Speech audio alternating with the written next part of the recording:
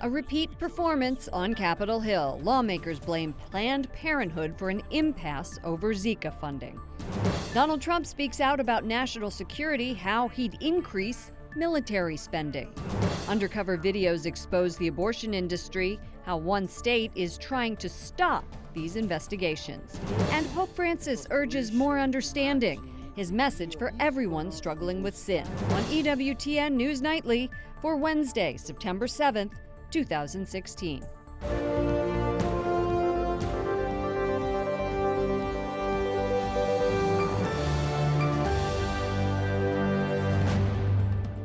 Good evening, and thank you for joining us. I'm Lauren Ashburn. Florida mosquito larvae made an appearance on the House floor today as the Senate fails to pass funding to fight the Zika virus. Republicans and Democrats blast each other for not passing the bill. Jason Calvi joins us from Capitol Hill. Jason. Lauren, the $1.1 billion to fight the Zika virus is in limbo tonight. The Senate once again failed to pass it. Twice they did that before break and then once again after their summer recess. But tonight there's new buzz on what's next. I rise with about 100 mosquitoes straight from Florida. Republican Representative David Jolly brought the larva on the floor to condemn Congress for failing to pass the $1.1 billion plan to fight Zika. The bill stalled in the Senate once again last night. On this vote, the yeas are 52, the nays are 46. Democrats say they blocked it in part because none of the money would go to abortion provider Planned Parenthood. Enough attacks on Planned Parenthood. We asked a Planned Parenthood executive about this issue. Republicans say there's just no earmarks for Planned Parenthood. They say you're not mentioned. It has nothing to do with Planned Parenthood. Correct. There are no earmarks. We are precluded from receiving any grant funding that would fund through the SSBG program. SSBG, social services block grants. States and territories can use them for health services. But Republicans today turned the criticisms right back to the Democrats. The restrictions on Planned Parenthood. Look, give me a break on this thing. We passed the $1.1 billion bill for Zika, which was the level agreed to in the Senate. We did the responsible thing. We did it before the July 4th recess. I think that they're just being wholly partisan with these endless filibusters. Susan B. Anthony List President Marjorie Dannenfelser agrees, saying Senate Democrats are putting more women and children at risk for Zika by blocking aid funding in order to secure a bigger handout for Planned Parenthood. Speaker Paul Ryan predicts Congress will come together on Zika funding by the end of the month. Democrats say that's not good enough. The people of America are depending on you. The unborn children of America are depending on you. We have an emergency. I've been asking for this money for months now, and the Speaker has the responsibility to deliver. Since this bill failed 3 times, many here are predicting that the Zika funding will be attached to must-pass spending bill that will keep the government open at the end of this month. Lauren? And Jason, what happens if the bill isn't attached? That's the big question here. House Republicans will be meeting on Friday to talk about what to do now with Zika funding. But that must-pass bill I mentioned, that will keep the government open after the end of this month. If they don't pass that, then the government would shut down. Lauren? A lot of problems on Capitol Hill. Jason Calvi, thank you so much.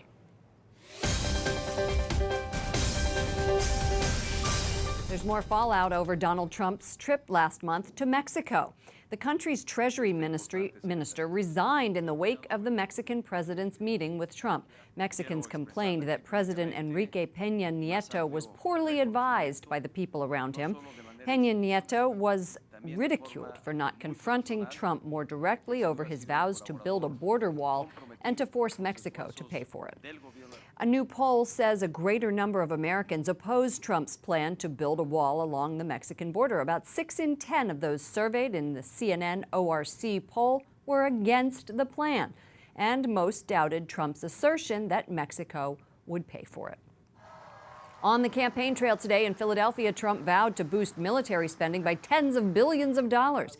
He says he'll increase the number of troops, ships, submarines, and fighter planes. Trump says he'll recoup some of the money by asking Germany, Japan, and Saudi Arabia to pay more for the security we provide them. Trump also promises to crack down on ISIS. I will ask my generals to present to me a plan within 30 days to defeat and destroy ISIS. The current strategy of toppling regimes with no plan for what to do the day after only produces power vacuums that are filled simply by terrorists. Donald Trump quoted the Bible during a campaign stop in Greenville, North Carolina last night. And the last time he did that, he was widely criticized for saying 2 Corinthians. No one has ever seen God, but if we love one another, God lives in us, and his love is made complete in us, all of us. Made complete in us. Imagine what our country could accomplish if we started working toward one people, under one God, saluting one flag. Bob Cusack is editor-in-chief at The Hill. Welcome back. Thanks, Lauren.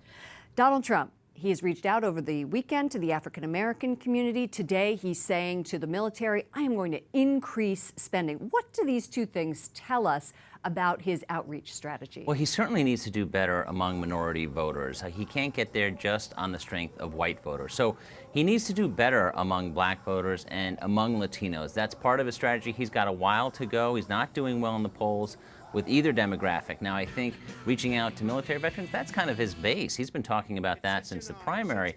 This minority outreach is somewhat new. So I think he's both shoring up his base and trying to get more voters into the fold.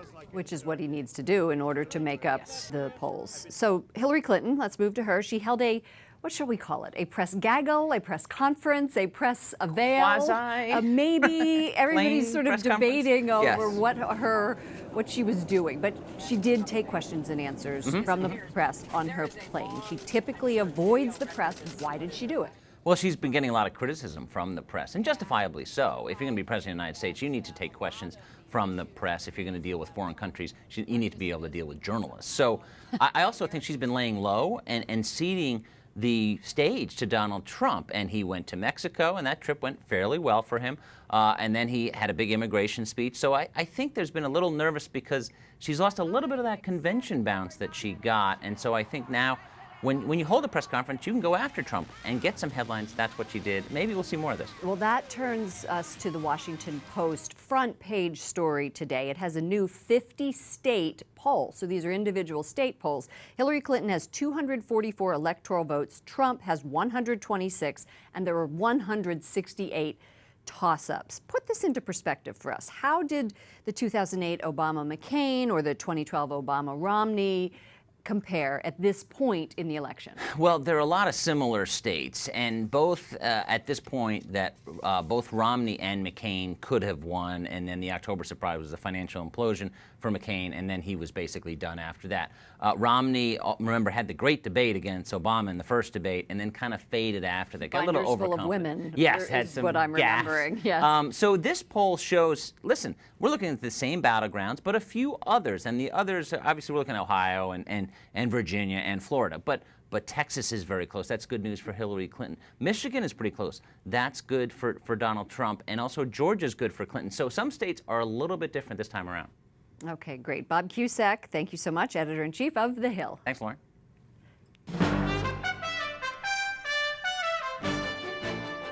Other stories our EWTN News Nightly team is covering in today's world. President Obama says the U.S. has an obligation to help Laos get rid of unexploded bombs, which were secretly dropped by the U.S. during the Vietnam War. President Obama is the first sitting U.S. president to visit Laos, where unexploded bombs kill or maim about 50 people every year. We will invest $90 million over the next 3 years to this effort. Our hope is that this funding can mark a decisive step forward in the work of rolling back the danger of UXO, clearing bombs, supporting survivors, and advancing a better future for the people of Laos. The Pentagon will supply records of where the bombs were dropped. The Green Party presidential candidate faces criminal charges. Investigators in North Dakota say Jill Stein sprayed graffiti on construction equipment during a pipeline protest. The Morton County Sheriff says Stein will face trespassing and vandalism charges. Stein's spokeswoman says activists invited her to leave a message at the protest site, so she spray painted, "I approve this message," in red paint on the blade of a bulldozer. The Standing Rock Sioux tribe is trying to stop construction of a section of pipeline they say would violate sacred grounds. The National Intelligence Director says cyber attacks have already targeted the Democratic National Party and will continue to be a huge problem for the next presidential administration. People all around the world, not just opposing parties, want to know what the candidates are thinking. It's why we've seen attempted cyber intrusions against parties and candidates going back more than one election cycle. And James Clapper also says the Russians hack our systems all the time, and so do the Chinese. Delta Airlines says last month's computer glitch cost the company $150 million. The 5-hour outage affected the computers needed to book passengers and fly jets. Delta had to cancel thousands of flights and agreed to give customers refunds and vouchers for future travel. A New Hampshire city plans to reinstall a Ten Commandment monument that was toppled by vandals last month. Officials in Somersworth voted to put back the monument in its original location next to City Hall.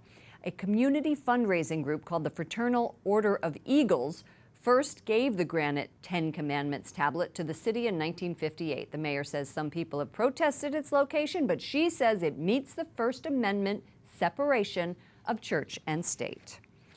California's Senate passed a bill last week that makes it a crime for investigative journalists to secretly record and distribute undercover footage of abortion workers. The bill is backed by Planned Parenthood.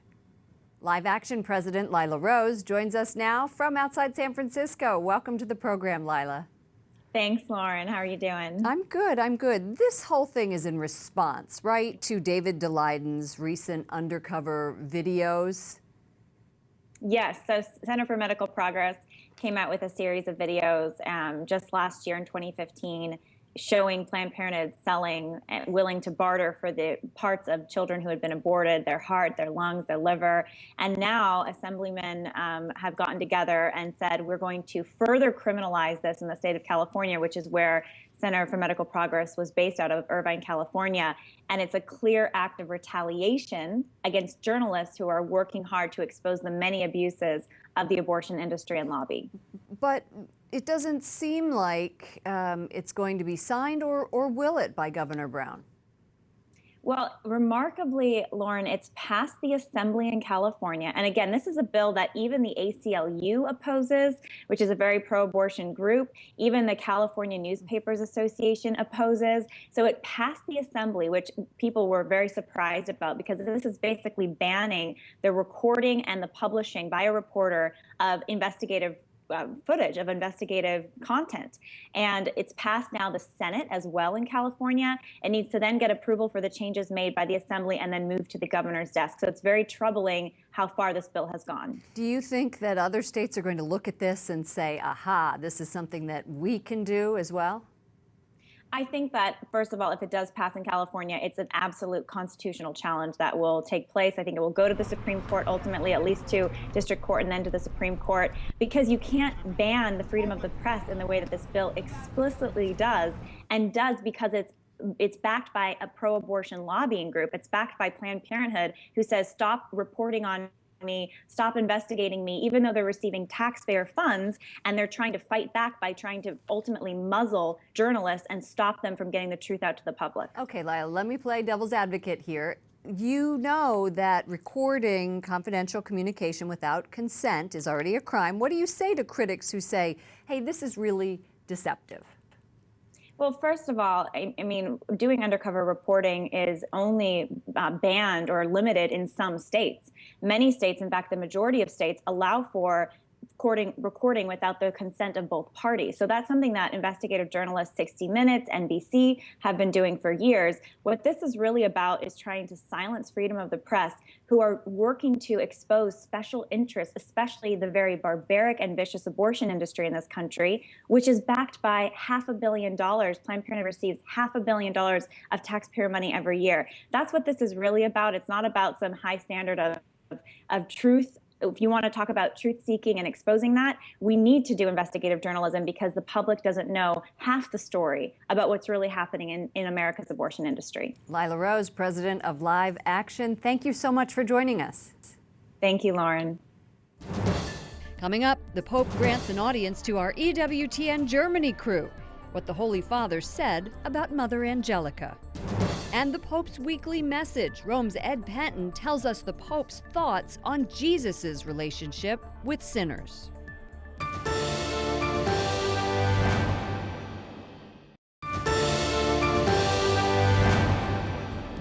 Venid, ayudadme, para que cada uno contribuya al bien común y a la construcción de una sociedad que ponga al centro la persona. Pope Francis shares a video outlining his September prayer intentions. He says humanity is facing an ecological, educational, and moral crisis, and we need to do more to work together for the common good. Thank you for joining us this evening. I'm Lauren Ashburn.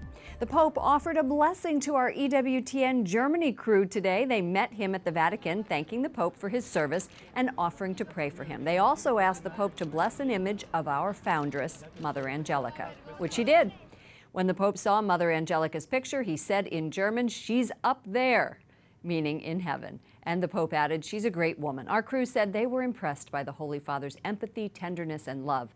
The image of Mother Angelica will hang in the chapel at our EWTN Germany Bureau. Pope Francis greeted pilgrims today at St. Peter's Square. He held his weekly general audience at the Vatican. Now it's time to turn to Rome. Ed Penton is the Rome correspondent for EWTN's National Catholic Register. I understand Pope Francis had a very fascinating audience today. How is he reaching out to people who struggle with sin? Well, he's really trying to paint the true picture of God, Lawrence, so that people know what God is really like and not some sort of image that they might have constructed. So he said, first of all, that God is not a punishing God. He doesn't punish sinners or annihilate them, but instead he's a God of mercy and humility, and that's the emphasis he made, so that people can understand the true sense of God and the true being of God. The Pope asks people not to construct their own image of God. What does that mean? Well, he talks about false idols of God, so, sort of making God into our own image. So someone who is violent or is only about psychological needs or is only an ethical teacher, these are not God, these are not the whole of God. So he's trying to get them to understand who God really is and the full picture, which is much more than the limited imagination perhaps many people have of him. Well, it would seem to me that that would lead logically into calling us maybe to reach out to other people. It's the year of mercy. Is that something he touched on? Yes, I mean, that's very much connected, because if you have this false image of God, it's very difficult to communicate, obviously, the true image of him. And so he wants to remove those obstacles and really encourages the faithful to deepen their faith in God, to make it more profound so that they could become better instruments of his mercy and the whole being of God, and communicate and evangelize more effectively.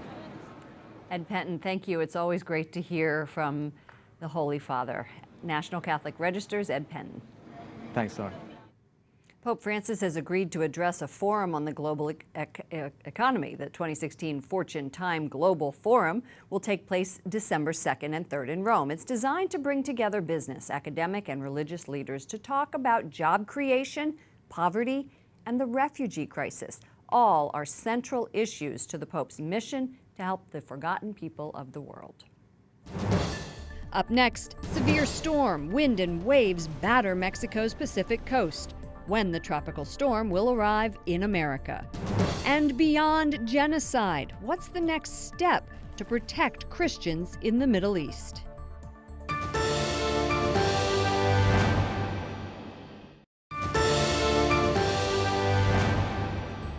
From today's gospel reading, Jesus introduces the Beatitude, quote, "And he lifted up his eyes on his disciples and said, 'Blessed are you poor, for yours is the kingdom of God. Blessed are you that hunger now, for you shall be satisfied.'" Thank you for joining us this evening. I'm Lauren Ashburn.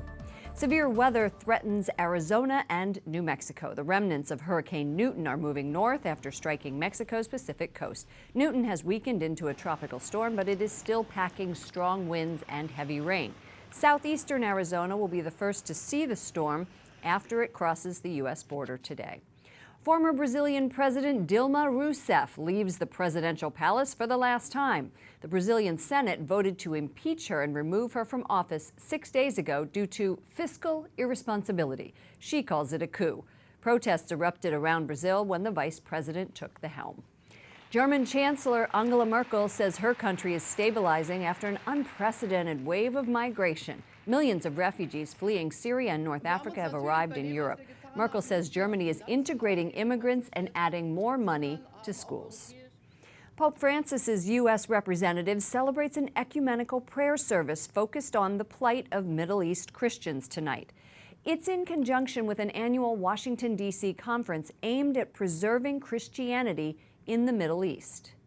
Kirsten Evans is the executive director of In Defense of Christians. Welcome to the program. Thank you very much for having us. You're welcome.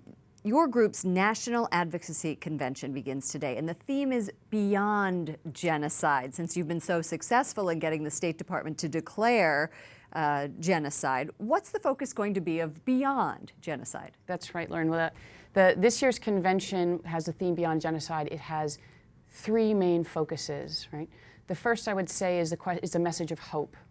The message of hope is for those communities in the region who've been impacted by this genocide, that there will be life beyond genocide and that the international community is looking for ways to secure their future beyond genocide. It's a message of action to our American policymakers, and the question to them is, okay, you have made this declaration last March, both the United States Congress and and Secretary of State John Kerry have said, we believe that genocide is taking place against minority communities. And that was a big deal that you had worked very hard to do. And so now you're trying to get them to do the next thing. So the next thing is, okay, it's not enough to say, it's not enough to designate we believe this is happening. Now it's the moment to commit. Now is the moment to commit. What are going to be our concrete policy actions? What is the United States going to do in collaboration with the international community to come to the aid and security and defense of these communities and of these members? So you're meeting with 30 members of Congress, and I imagine you're going to say to them, okay, you know, we have this declaration, now we need you to protect them, protect Christians, help them get back to their home? Yeah, so to be very clear, we're not asking for military intervention on behalf of the United States. That's not something that we're going in and asking for. But what we are saying to the United States Congress, to the State Department, is look, how can we work with the Iraqi government, with the Kurdistan regional government, with the other governments in the region, with the international community, to begin giving a future and a life to those displaced and refugee communities that are existing now in a certain state of uncertain future? How can we begin working in order to secure them, A, the short-term aid that they need, but B, the long-term promise of returning to their homeland and to their ancestral homeland, and what does that look like and what would that mean? Have you seen any indication that things have changed since there was the declaration? I know some people just think that that is a term, but there's really no action behind that. We have, so we've been working with a lot of other NGOs, organizations, and members of Congress to talk about what next steps are. I think this convention that we have, which takes place today, tomorrow, and Friday in Washington, is really our moment to try to get people on record to say, what are we willing to commit to do? There has to be a concrete plan of action. Great. Kirsten Evans, thank you so much for joining us. She's the Executive Director of In Defense of Christians. Thank you. And good news for one of God's creatures. Humpback whales were just removed from the endangered species list. Their numbers have steadily grown since a global ban on commercial whaling started nearly 50 years ago. The whaling moratorium remains in effect. And to all of God's creatures watching our program, for the EWTN News Nightly team, I'm Lauren Ashburn. We're going to leave you tonight with a snapshot from the Vatican's St. Peter's Square, where Pope Francis holds his weekly general audience. Good night to everyone, and God bless you.